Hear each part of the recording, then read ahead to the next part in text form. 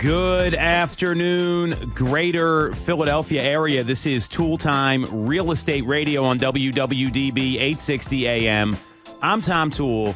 She's Sarah Tymon. We both work at the Tom Toole Sales Group at RE/MAX Mainline, the number one RE/MAX team in the greater Philadelphia area and the state of Pennsylvania since 2018. And we have got some interesting stuff to talk about today because one of the biggest complaints for consumers is that there's no inventory, and for real estate agents is that they want more listings.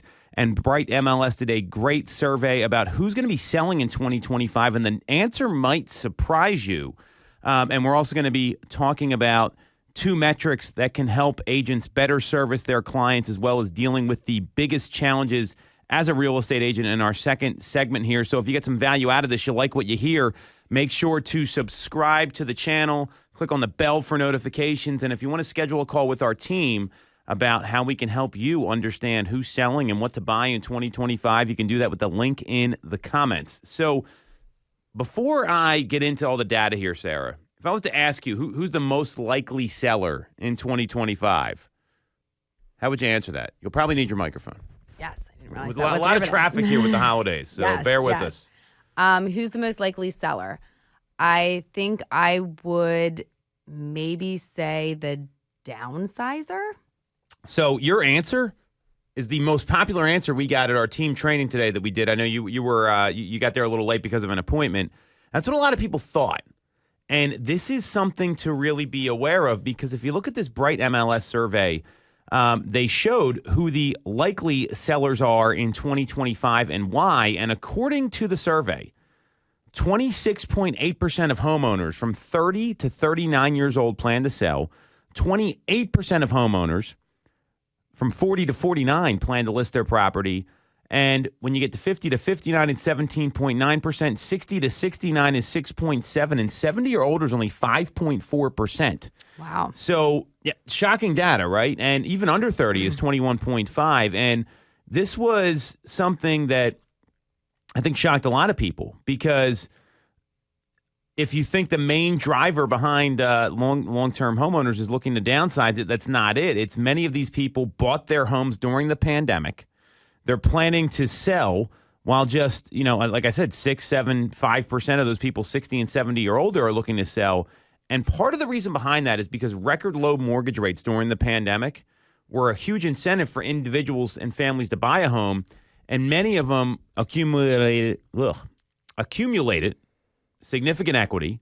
A lot of them settled for properties. Like, folks would go from, hey, I'm looking for a 4-bedroom single to I'll take this 1-bedroom condo because I need to buy a house. Like, I'm being a little extreme, but you get the point. And the wealth gain has created a financial security for this group of homeowners, and also is allowing them to be move-up buyers even in today's relatively high interest rate environment. That's a quote from Lisa Sturdivant, the Bright MLS chief economist. So you seem surprised here. Tell us more. What's your reaction to this data?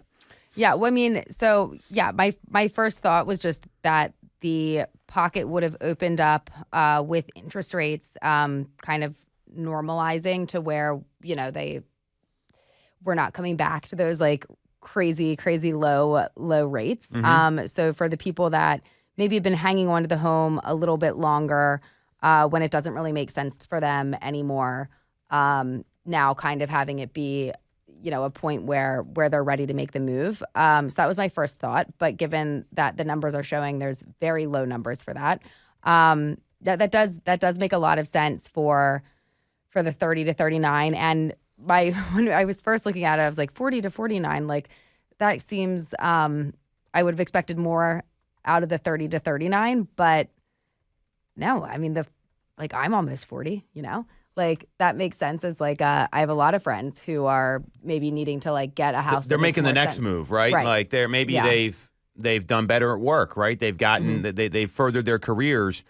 They also have a lot more equity. I mean, it gives you some more purchasing power, and I think that's. I know people that we mutually know that they bought maybe 6, 7 years ago, and it's like, all right, well, we're thinking about moving again, and that can be surprising sometimes to a lot of folks. So, when I see this, for all the agents listening, this demonstrates how important it is to call the people that you sold a home to, because would you have some story in your head of like the family that bought a couple years ago? They're not moving. They're there for 10 years. Yeah. You and don't things change. Yeah, and then they see the listing pop up on the MLS and it makes you sick to your stomach. Yeah. Because it's not with you, not you, Right. but you get this happened to me. Yeah. Yeah. So when you see this happen, I mean, and seeing that younger homeowners are more likely to sell in 2025, they looked at the main drivers. And I think this is important for everyone to listen to because if you're a buyer looking to buy a home or you're a seller, these are the kind of people you're going to be working with, and it shows you what's really driving a move. 36% of homeowners between 30 and 39 said it was for job reasons, such as a career change or to move for a new job, which is usually what happens in your 30s and 40s. Another 34.4% said family reasons were prompting them to move, including marriage, birth of a child, divorce, and being closer to family. And people do get married and are having kids a lot later. This is a change in familial formation. Right. So, and it's the same. It's the same. Reasons for people in their 40s. Job related was the second most common at 25.8%, and family changes were at 43.8%. That's a big number there. So, when you see this, what does that tell you should be doing with your business, and maybe what advice do you have for people that are hoping they'll see more inventory come to the market here? Yeah, I mean, I think that we talk about those different changes that happen that prompt a move. And, it doesn't have to be necessarily, and it can be that, like, the first kid is what then, like, is like, okay, we need a different place, blah, blah, blah. But depending on the layout of the home you have, the space that you've got, it might not be until, like, the third kid that they've outgrown it. So I think just keeping in touch with past clients, with current clients, with your sphere, because those things can get triggered not just at like, oh, this is the life-changing event, but like compiled with other pieces. So that's really smart advice, and you'd be surprised. Like, it's just a quick like, hey, how are you call, like, happy holidays. So easy to do right now. This next week or so here, it can go a long way. Here's the other interesting piece of data from this report. 3 out of 10 of these homeowners in their 30s or 40s, 30.3%, who are planning to move, currently have a mortgage rate with an interest rate below 4. More than 2/3, 67.4%, have a rate below 5. And these rates are obviously a lot lower than what a new borrower is getting. Right now we're seeing average rates coming in like 6.75, 6.875%. And much has been people talk about the rate lock or the lock-in effect all the time. What we're seeing here is life is more important than the mortgage rate. Exactly. Yeah.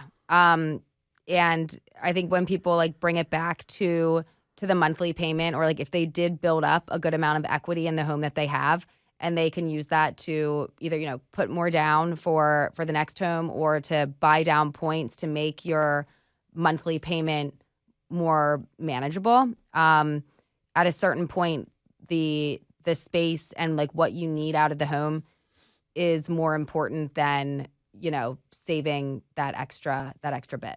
And this is why it's important to actually have conversations with people. And on the role play calls, I know you're on them. The focus is, hey, understand the motivation of these folks. Like, understand like what's going to get them excited about making a move, right? Mm-hmm. No one's excited to move because of the process. Moving sucks, right? It's horrible, and they're doing it because of what happens after the move. Like, what's life going to look like afterwards? What's that going to do for you? And that's a great question you can ask people. Hey, what's buying a home like this going to do for your family? Mm-hmm. What got you excited about looking at this home in the first place? And these people are fortunate. While rates are obviously higher, that was like a once in a lifetime thing. The fact that they've been able to build so much equity. I mean, we were seeing 10, 12% appreciation in 2021 and 2022, which the projections this year are like 2 to 4% nationally, probably 4 to 6% in our market here. So, when you look at this, I think it's really important to understand that. Now, the flip side is the average age of a first-time home buyer, according to NAR, is 38 years old, the highest on record. What does that tell you? Yeah, that people, there's a large pocket that just didn't buy before. So, I think there's there's always different things going on in the market that could make someone who is like on the fence or maybe not quite there yet, where this is like a top priority, home ownership, to make them say, I'm going to wait a little bit longer.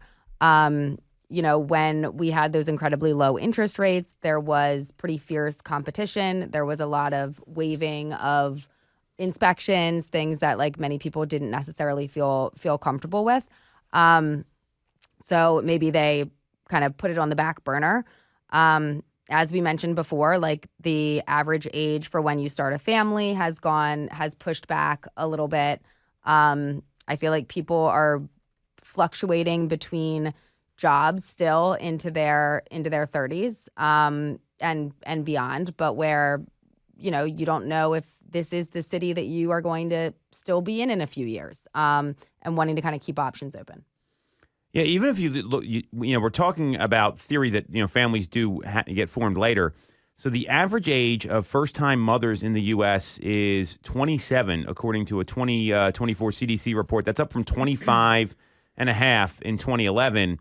The average age for first-time fathers, this talks about male maturity here, and I can say this because I'm a guy, is 30.9 years old, up from 27.4 years in the 70s and 80s. So that's pretty interesting to see that kind of jump there.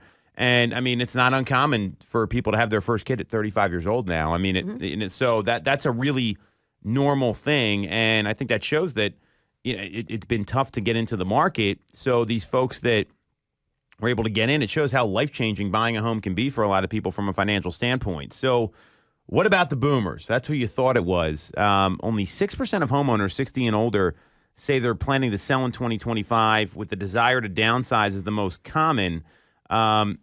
And if you look at, the vast majority are saying they're not planning to move this year, and nothing could make them change their mind. It's not rate lock causing these people to stay put.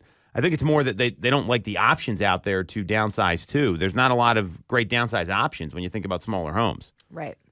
Or do you think maybe when they were filling out the survey, they didn't want to say, like, open the door and then think people would come and try to talk to them about it? Well, so they actually broke down the survey. I like what they did with the survey here. So 51.4% of people 60 or older, nothing could make me sell my home right now.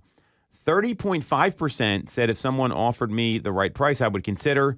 25.5% said if there was another home to buy or I had somewhere to move to, I would consider selling. So that kind of shows you there's probably more there if they could find something. Mm-hmm.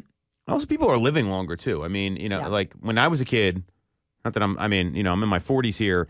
I had a 70 and 80-year-old grandmothers, and they just seemed a lot older than the people that are 70 years old now with health and different things. Sure. So, I mean, the people are living longer. And if interest rates came down further, I would consider selling my home is at 4.8%. So, I mean, this talk of the silver tsunami, remember everyone was like, oh, it's coming. I don't see any indication here that that's happening. So knowing who these people are that are moving right now, one of the biggest things we hear from folks is like, I can't find the right home. You hear this all the time. How would you use this data to help them decide what their next real estate decision should be? Well, I mean, I think that a large pocket of the people that are struggling to find something are your first-time home buyers. So if the previous first-time home buyer is now listing theirs to get into the move-up buy, that should unlock a chunk of inventory here for the people who really need it. I agree. And I think that this really demonstrates the importance of being out there, like looking at the market, because a lot of people have said like, oh, I'm waiting. I'm going to be waiting until the spring. And what we see happen is, inventory does balloon in the spring, but there's more competition then as well. Mm-hmm. And you don't know when the right home is going to come on the market. I mean, that's always been the case of folks. Like they say they want the right home, and you've got to be out there and kind of be ready. Now, I think I see some optimism here for like first-time buyers and people that want to get into these homes a little bit, because it's not the home you think would be coming to the market. It's if someone's in their 30s, they're probably in a move up or maybe even a first-time buyer property. Right. So, seeing all these survey results, there's also some interesting data that came out from Resi Club about home builders, and we're talking a lot about inventory here as we get ready for the new year.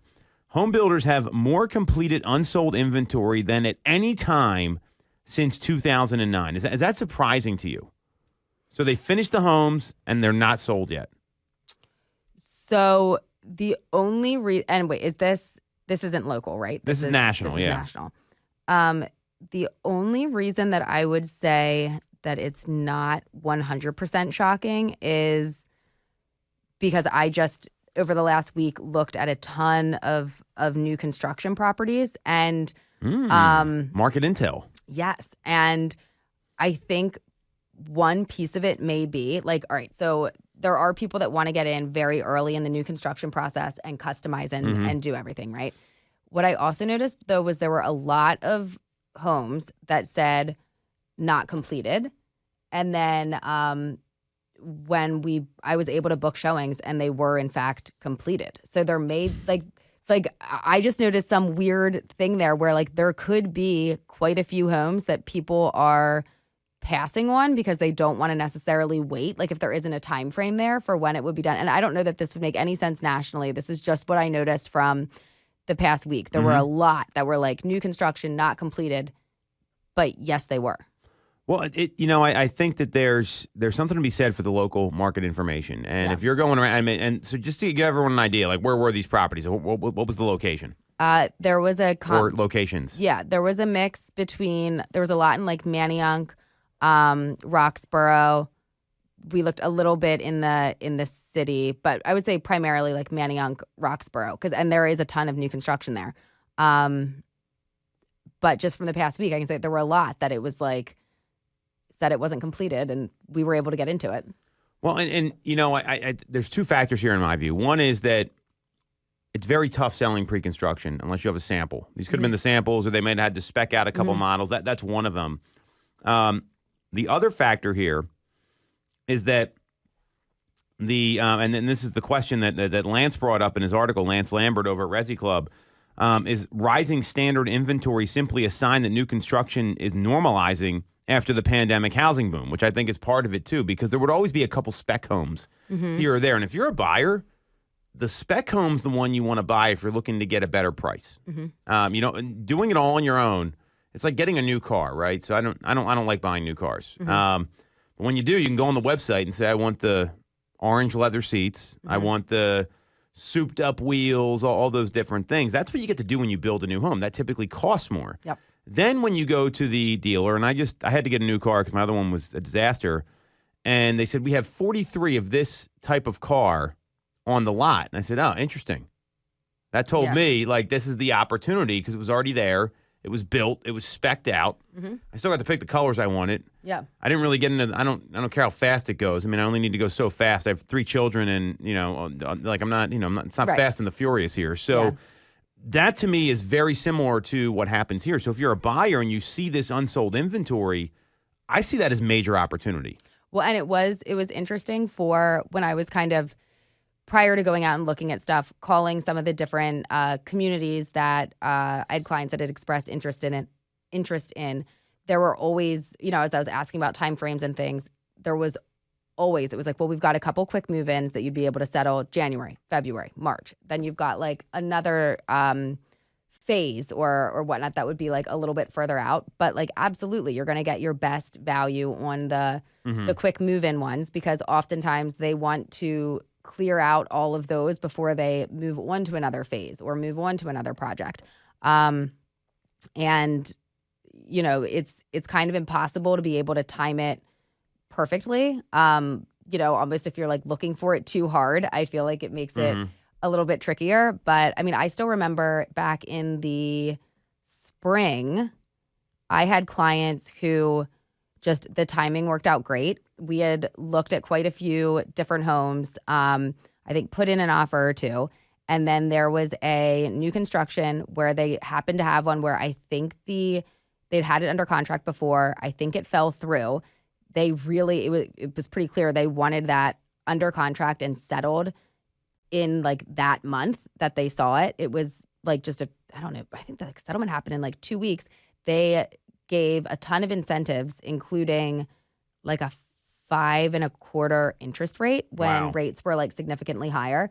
So like there are opportunities that like you can fall into with the new construction. Well, I think that's also the home that's like been on the market 100 days. I mean, that all this stuff factors in. So when you look at this data point, and I would imagine a lot of the inventory you saw from what you said, it sounded like it was in the city more so than the suburbs. The unsold new construction that was completed. Is that there wasn't a lot of spec homes out there? More of it was in the city, and that makes sense given the average sale price of new construction in the suburban markets is north of $800,000 versus in the city. I mean, I there's new construction at various price points there. So, and when you look at this data, and then there was a lot of like comments on this. So.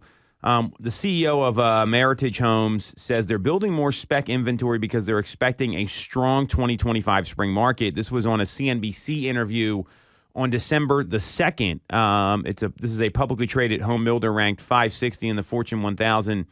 And it's not bearish for builders. Felipe Lord said inventory is definitely up across all markets. Both existing home inventory is slowly coming back, and new home construction is definitely up as well. But that's really intentional by all of us home builders. We see an opportunity to fill that void of not enough existing housing supply. I agree with that.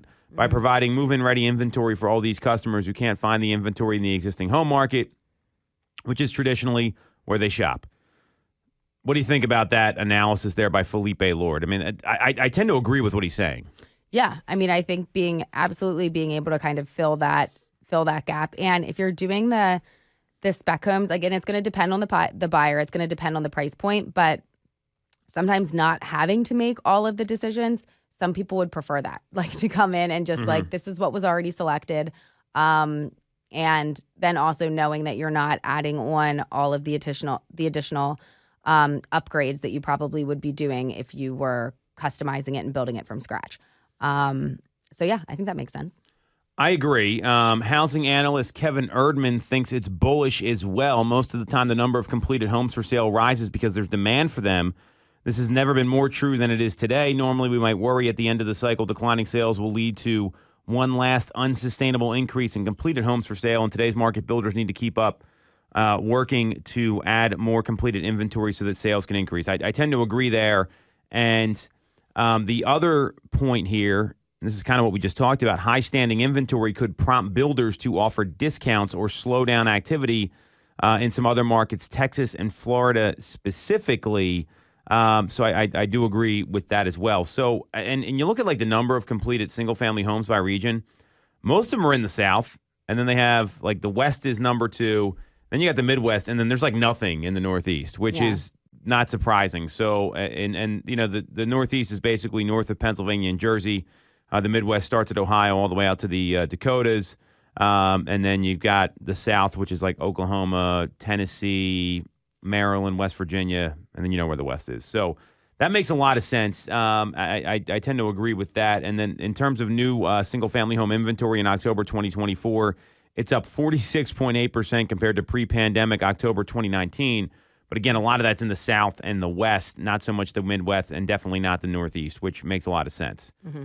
So for those people, that are maybe, worried about forming a household so there was another article here, and I want to wrap with this and we'll take a break. Freddie Mac estimates that there would be 1 million more U.S. households if the affordability strain caused by the housing shortage wasn't driving Gen Z and millennials to live longer with their parents. This was interesting to me. So, I mean, have you seen this with any like buyers where they're maybe like dating or they're engaged, but they're living at home and they're like holding off doing that? Have you run into that at all?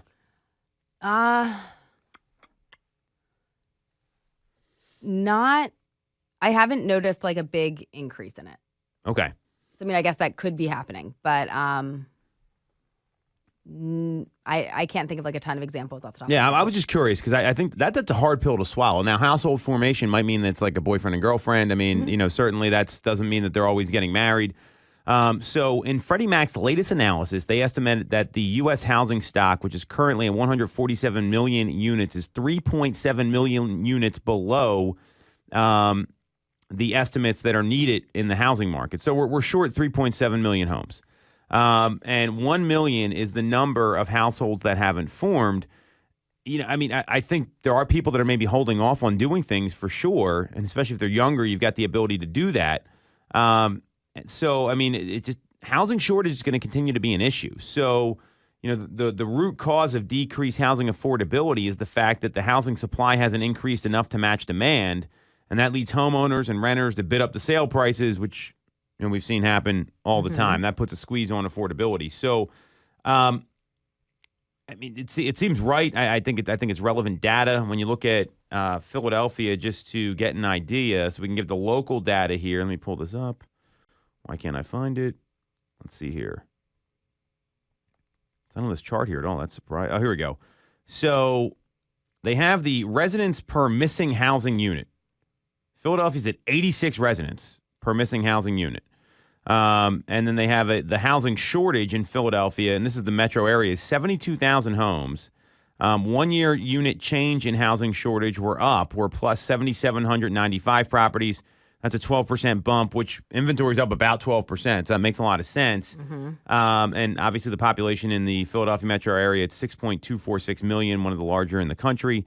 So we're coming in a little better than the U.S., but not much. It's kind of what I'm seeing here in terms of the bump. The U.S. saw a 6% increase. We're seeing 12 here. So, it's this is kind of this is why I don't see prices going down in the marketplace. Right. It's very clear. What are your takeaways from this? Yeah, I think that there is not going to be some drop in prices here. What we expect for appreciation over the next year, I think, is going to be pretty normal. I think that we'll probably be around that 4% mark here locally. So that will be, steady and standard, but there just are not, there aren't enough homes for the people who would want to get into them. And every time that happens, you're not, this isn't going to just fall from the bottom. I agree. A lot of stuff to talk about with inventory here. If you need help with it, you want to navigate it, you need some advice, you can schedule a call with our team with the link in the comments. We're going to take a quick break. We're going to come back and talk about agent advice at the end of the year. Hopefully everyone's got their business plan done. We'll break that down next on Tool Time Real Estate Radio on WWDB 860 AM. For the best local mortgage service and great rates on your money, look no further than Mortgage America. We've been operating in the greater Philadelphia area for 40 years with a focus on smooth, easy access to home purchasing. Whether you're a first-time buyer, upsizing or downsizing, or just refinancing, we have programs for you. We also have closing cost assistance programs and access to subsidized interest rates. Pre-approval is free, no costs or commitments. To learn more, visit our website at mymortgageamerica.com or give us a call at 610-439-8000. We always have a person available to take your call with around-the-clock human service. Purchase your home with the personalized local service you find at Mortgage America. Mortgage America is an equal housing lender. NMLS 128501. The Tom Toole Sales Group is the #1 RE/MAX team in Pennsylvania with over $165 million in volume for 2021. I'm Tom Toole, and our team has achieved that kind of success by being a great place to work with and to work for. No one knows Greater Philly better than we do. We know real estate, but more importantly, we're real people. We hire the best agents and we give them all the tools to succeed. Even our brand new agents sell 17 to 24 homes a year because our team delivers the best experience in real estate. Teams deliver a better experience than individuals, and we're a top 1% real estate team in the country. We call it AAA service. We're your advocate, ally, and advisor. Because this isn't a transaction to us. It's a relationship. If you're buying or selling a home, call the Tom Toole Sales Group at RE/MAX main line at 610-692-6976 or visit tomtoole.com. That's tomtoole.com. Sell your home for more, and remember the real estate golden rule.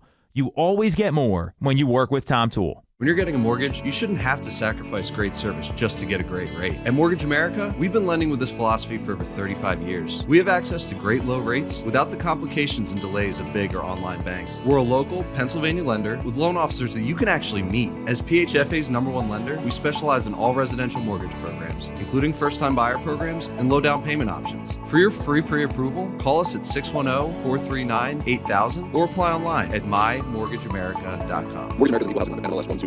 Have you considered a career in real estate? Do you want control over your income? Whether you have a license or not, call us today at 610-692-6976 or visit tomtoole.com. Join our team, the Tom Toole Sales Group at RE/MAX main line. All right. Welcome back to Tool Time Real Estate Radio on WWDB 860 AM. I'm Tom Toole. She's Sarah Tymon. We both work at the Tom Toole Sales Group at RE/MAX Mainline, the #1 RE/MAX team in Pennsylvania and the greater Philadelphia area since 2018. And we are talking about some key metrics agents should know. And consumers, if you're listening, if you're thinking about making a move, you should be listening to this too, because there's some interesting data points that the Zillow chief economist Skylar Olson pointed out on the Knowledge Brokers podcast that I co-host every Friday on YouTube. Hopefully this will give you some value here. And if you have questions about what all this means, you can schedule a call with our team with the link in the comments. Make sure to subscribe to the channel. It would mean a lot to us. Hit the bell for notifications if you like what you hear. So Skylar Olson, she's a pretty interesting person. She works at Zillow, and she's got a very lofty view of home ownership, but she also has some good data to talk through. So we had the chance to interview her a couple weeks ago, and what she said was there were 2 must-watch metrics to educate consumers. So you're reading the article. I'm not going to ask you to guess. I mean, you can just read the article. That would be ridiculous. So the two must-watch metrics for top producers, top performing agents were days to pending and new listings. What do you think about that information, Sarah? Yeah, I mean, I think that days to pending is very important because once you get it under contract, there can be different time frames that either the seller or the buyer need that could make days to close go stretch way further and kind of exaggerate those numbers. But it really is, it's the days to getting under contract and then to getting through those contingencies to where you're pending that really measures the likelihood of that transaction going through. I agree, because when you think about it, I mean, there are extenuating circumstances. Settlement date's a negotiation point. Sometimes people want longer, they want shorter. That's all relative. Days to pending shows the health of the market and the speed of the market. So to give you some perspective, the median time on market in the greater Philadelphia area is 12 days right now. So that tells me the market's moving fast, that you also have some time to make a decision, but not all the time. And it's going to set the tone for buyers who want to talk it over, for sellers in terms of how fast they need to be ready to make decisions. So it gives people a lot of information. It's also very actionable because if you see a home that's getting lots of showings, right, and the popular home's going to go under contract pretty quickly, you can use that to communicate urgency and seller competition. So she had a couple different scripts here. I thought this was pretty good. So tell me what you think of this script. This is a setting buyer expectations script. At the height of the shopping season, you're probably going to have 2 weeks from when you see a popular home that's well priced, and when that thing will go pending. That's a fast move. So let's talk early about what you're looking for. Yep. Are you having similar conversations using that kind of language? Yes. Do you change it at all? Is that pretty much verbatim? I mean, I would ask some questions here, but no. I mean, it definitely it can change depending on who the client is and what the situation is. But I always stress let's figure out what is what's important. What are we looking for? And that's something that can change as we go out and look at homes. That list and what you need can certainly can change as you're going through the process.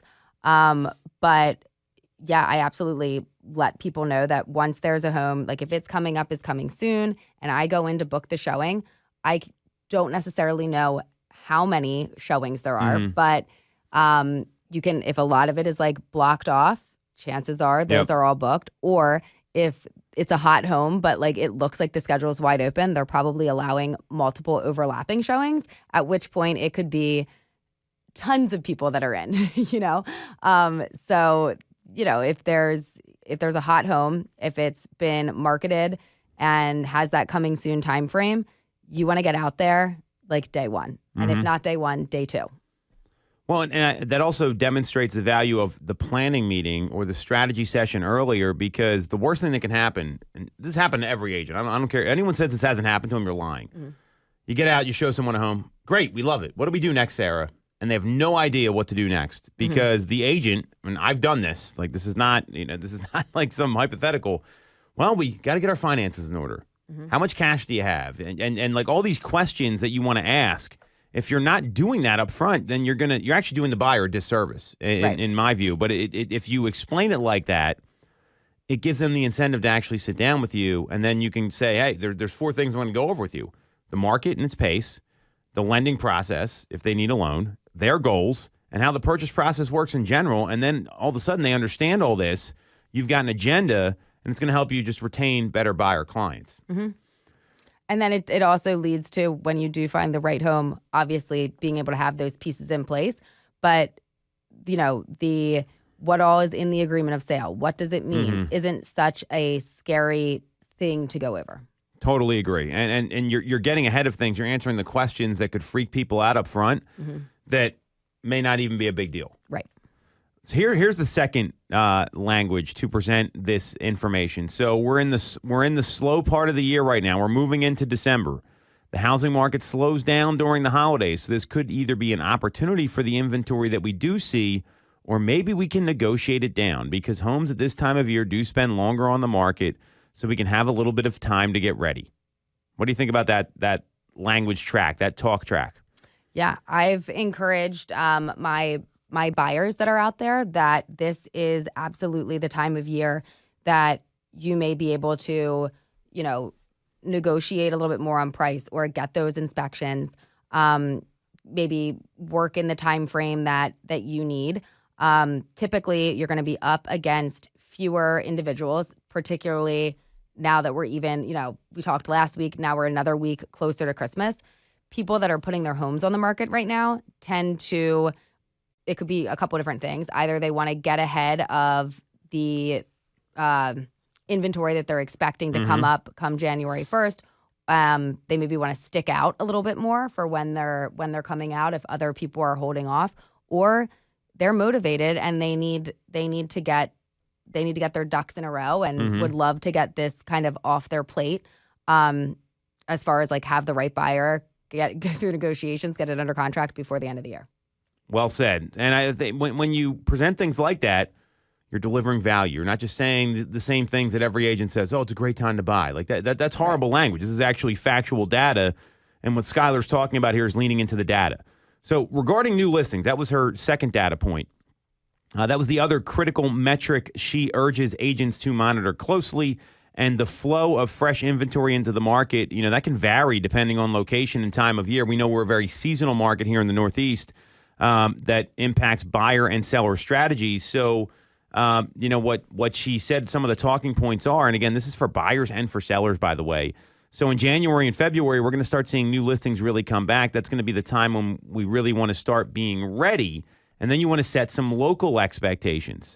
So there's some very low inventory markets, like Connecticut has the lowest inventory in the entire country. And then there's some other markets like places like Texas, San Antonio, Austin that have exceeded pre-pandemic levels. And then you've got to give the local information. So we're going to take our market, the Northeast, right?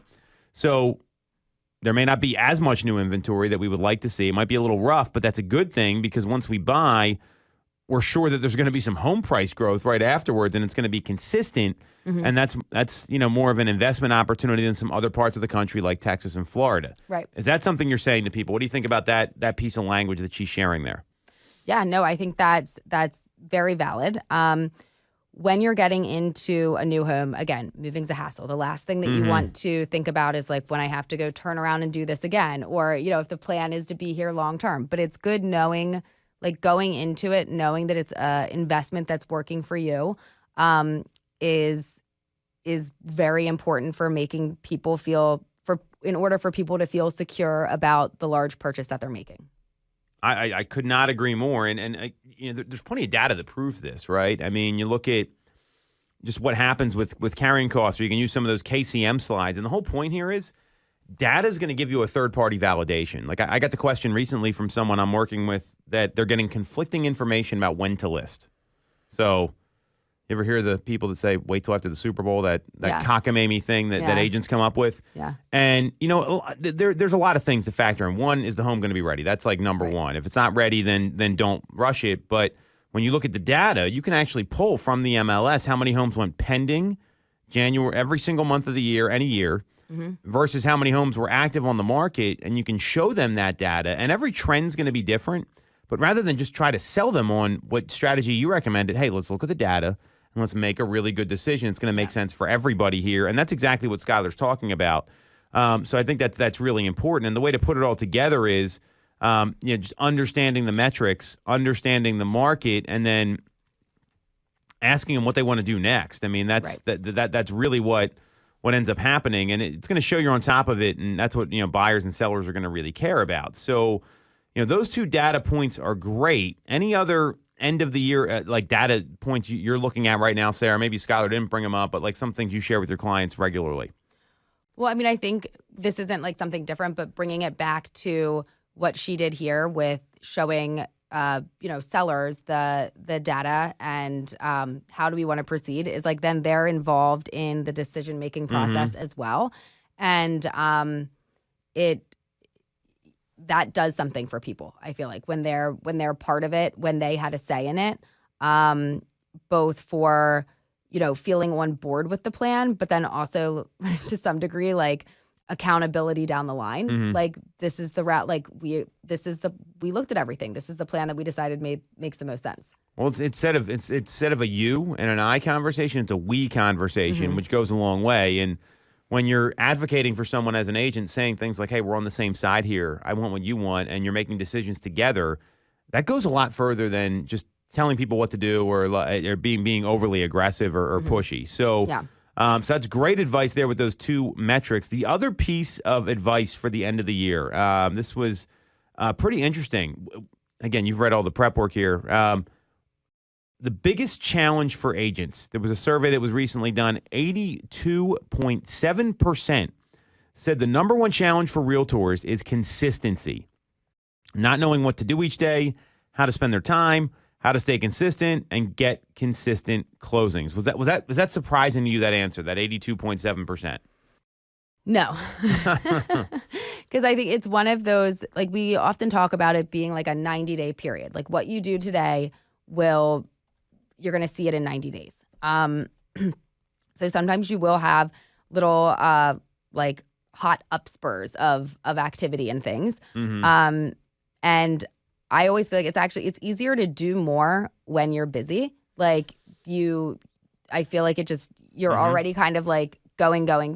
You've got, you can't put things off because you have no time to put it off. You're just kind of like going through it to a certain extent. If you're like way too busy, then you can't keep up with like the routines. Yeah, that's overcommitted. Yeah, that's a little different. But, I think where it can get problematic for the consistency stuff is if, you're in a little bit of a lull, you've done like the basic check things that you wanted to get done that day, and then kind of pushing yourself to, do the next piece of work. Because a lot of it is like you do it or you don't do it. Maybe you have an accountability partner, but like there isn't, there's not like an immediate, like at the end of the day, if you didn't do it, like you're fired. Yeah. Well, you're firing yourself because you don't have any business to do. So effectively, real estate agents are unemployed every day when the day starts. Something you said there was really profound. When you're busy, it's easier to get things done. Ben Franklin said, if you want to get something done, find a busy person to do it because they're going to be so much more efficient. It's like, I don't got time for this. Let me get it done. And done is better than perfect. I think that's and when you think about consistency, that's like if you ask any agent who's had any success, been in the business more than 5 years, consistency is always like their number one, or like discipline. Like it's the same thing. And there's so many agents out there. They know what they need to do. They just don't want to do it, and they can't be consistent with that, or they get distracted easily, or they focus on the wrong things. So the good news here is that you can be consistent pretty much on your own if you put your mind to it. So, what are some ways you've been able to become more consistent in your business than when you got started? Because this is also a growth pattern too. Like I was wildly inconsistent my first year. I didn't know what to do when I got started. Now it's a lot different 24 years later. But but you've got a much more recent perspective. What have you done to be more consistent in your business? I think kind of realizing what works for me, you know what I mean? Smart. And what brings about results, not necessarily that they're all immediate results, but like what activities are worthwhile going in and spending the time to do. I feel like not going on wild goose chases for like, just like, oh, maybe this will work. Maybe this will work. So, seeing who is active on the site, who's, who's regularly, even if you're not talking to them on a regular basis, like if people are regularly searching or making inquiries about different properties, like that's somebody that's good to keep tabs on. So yeah, I guess just like recognizing what works and where best to spend your time. I think that's really important because what's going to work for you may not work for me or work for other people. You've got to play to your strengths for sure, and then just do more of that, right? It's running plays that work. We say that all the time in our team, and that's really, really critical. Do you feel like you've developed more of like a daily routine and schedule now versus even 2-3 years ago? Yes. Now I feel like it shifted a little bit. I feel like actually when I very first started, I think was pretty good about like. But you also didn't have a kid then. Right. I mean, about there's like a lot doing of things a certain way. Then kid kind of like makes the schedule go a little haywire. But yes, I feel like I've kind of found a balance. There's always room for improvement. There's always ways that things could be tightened up or made more efficient. But I think I know if there's certain things that I do them every day, at the end of the day, I can like feel okay about the day. That's a really great point. And, we talk about having kids. I feel like having kids forced me to have a better schedule because there was less margin of error to like, oh, if I don't get this done now, like, once the kid comes home, it's all over. It's over. Yeah. It's over. So, and so I think that's something that's pretty important. What about prioritization? That's something that, a lot of people don't like. They get stuck doing all the stuff that's like the nonsense. Like, oh, I'm going to call this agent back and negotiate this home inspection. And that problem is like there all the time. I mean, we got off a call with some clients. Like we knew we had to make the call. We knew it was going to be a long call. And we took it at a time where it made sense for our schedule. So we didn't sacrifice something else. How have you learned to prioritize? Because there's a method to this here. I'm just curious how you went about it. Yeah, I mean, I think for different situations, it can be different. Like, I know that sounds kind of dumb, but like there's the it doesn't explain the eat the frog, right? Yep, like get in, that. just get it done. But in some cases, not jumping on something too quickly almost alleviates some of the issues. Like being too like overly zealous to like tackle something sometimes or to like find an answer, like sometimes makes it worse. So I guess realizing like what time does a decision need to be made by, how much time do the clients or the other side like need to be able to then like review things and get back to you. So just kind of like looking at the timeline, knowing the client, and then prioritizing when to do it. And I guess also for some of the things that you don't know if it's going to take a little bit of time or like a larger chunk of time, making sure you do it in a window that you can do it and that you're not cutting anything short. I think that's really smart, and letting things play out is a strategy that works. I mean, emotions run high in this business, and letting things breathe for a little bit. Usually if you're going to get a no, it's usually a quick no. Sometimes people need to like calm down and realize like what's the best decision here because they're annoyed at whatever's going on. I'm a big believer in the ABCDE method from Brian Tracy. So it's where you label everything you got to get done in your day, right? So A is like the most important thing. They're the frogs, right? Exactly what you talked about, where you have to do it. Like it's the most important thing. There's major consequences if you skip the A, right? Like so, my family's going to starve, right? Like I'm not going to be able to pay my bills this month. Like those are major consequences. Then there's B, which has minor consequences. These are like tadpoles, right? So someone might get unhappy. They might be inconvenienced, but it's not nearly as important as an A task. C have no consequences. It's nice to get done, but there's no consequences at all. That could be like having coffee or lunch with like someone from work or doing some personal business during work hours. Like you're going to get them done at some point, but maybe not. There's not a major consequence there. D is to delegate, so get rid of it. And E is eliminated altogether. And if you can label those things, And you're like, all right, I really got like 2 or 3 A's. And this is how you come up with a business plan. Like, what are the most important things? It's a different way to look at this here, which I think is going to be pretty helpful for a lot of people. Understanding it that way in terms of, like, what am I actually spending my time on? What's going to be the best way to go about this here? So have you ever gone through your schedule and, like, actually, like, or your day and, like, labeled them, like, most to least important? Do you prioritize things like that? Not with, like, A through, like, that method, but I do have, like, I'll highlight certain things or star certain things. You're doing it. Like, You're doing it without labeling doing them. it. Yeah, I do it in my own way. But yeah, I know what is most important to get done and what's going to be, like, a problem if it's not handled. Yeah, so that's great. It was an interesting thing in this article. Tessa Gelton wrote this. I know her from the stuff over at BAM. She talked about fixing the weak areas in your business. Because a lot of people like to focus on what they're good at. Mm-hmm. So I know I've had to do this a lot because there's like certain things I'm like, yeah, I'll do this. I'm awesome at it. But then there's other things I'm really weak at, and they tend to be the bottlenecks. Have you ever had to go through that, Sarah? Or like what in terms of like I need to get better at this? Like it's really causing problems. I know I have. So it's hard to like have that conversation with yourself too because you don't want to admit weakness. Well, and it's usually I don't know that I've said like. I'm not really afraid to admit like weakness in certain areas. Neither am I, but it's still. But then there are things that you also typically don't like or enjoy doing because they're not coming naturally to you, or it's something that takes a different skill set or whatnot. So then getting the motivation to actually get in and do it. I know like a lot of my struggles come from like implementing different technologies. Yeah, I knew you were going to say that.